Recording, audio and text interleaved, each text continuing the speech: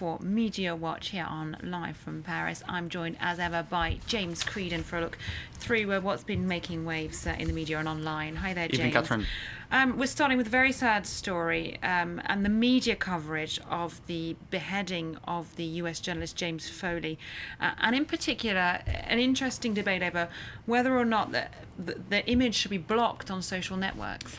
That's right. It's been one of the big aspects of the debate in the past 24 hours, because quite early on there was a tweet from somebody with the handle at Libya Liberty. Let's take a look at that tweet, because she was the first to use this hashtag ISIS Media Blackout. The only two weapons ISIS has is the propensity for violent, gruesome murder and an internet connection. Take away one. So in other words, cut them off of the oxygen of publicity that they're seeking via social media, because ISIS have actually been very savvy users of the internet for propaganda purposes in the last 6 months or so. YouTube videos, use of Twitter and Facebook, etc. I refuse to be an instrument of extremist propaganda, and I will not share any violent images. R.I.P. James Foley, says another Twitter user using that same hashtag, which then took off as a big campaign across social media over the past 24 hours.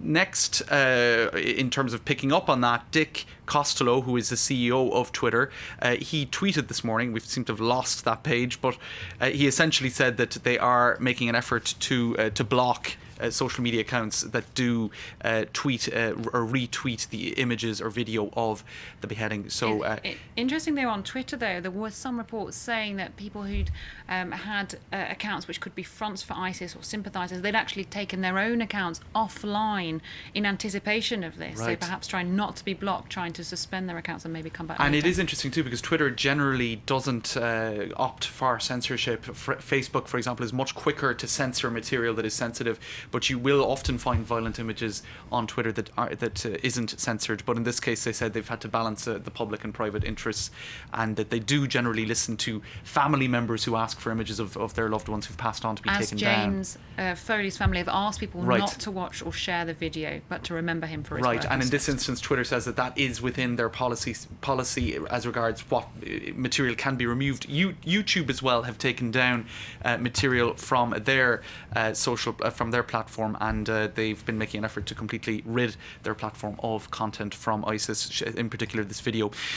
Elsewhere, the New York Post, Catherine, made what many are calling an unethical decision to actually go ahead and publish the image of the moment just before he was... well, they're known for their shock journalism sometimes. That's right, and the they? headline was savages underneath. And what I thought was quite interesting was the New York Daily News, the rival tabloid in New York, went for exactly the same image and exactly the same headline. So a case of not so great minds thinking alike there. But they were really slammed across social media for that decision. Most of us on Twitter are more respectful than the New York Post on a crusade for Murdoch. So they had the time to actually sit back and think and make a decision, and they went for the wrong decision. I think it's clear to say.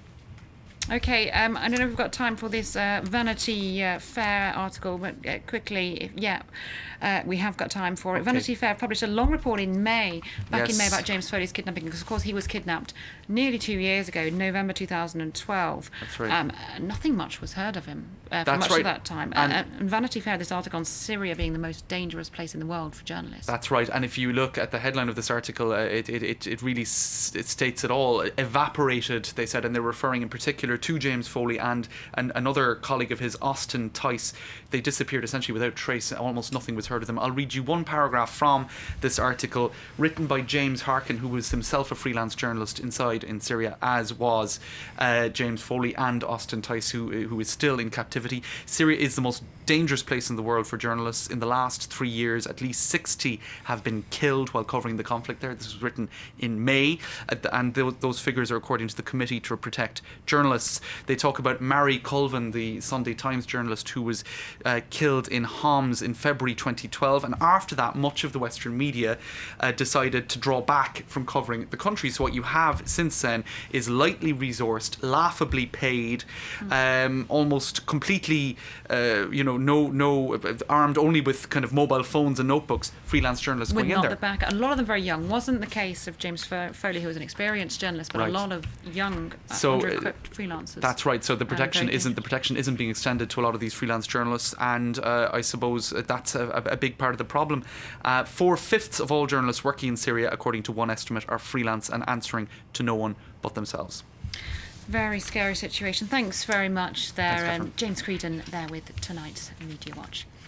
Do stay tuned to Live from Paris. The latest news coming up soon, including the reaction from London with reports that the Islamic State fighter in that video, James Foley, was British. We'll be getting live reaction from London.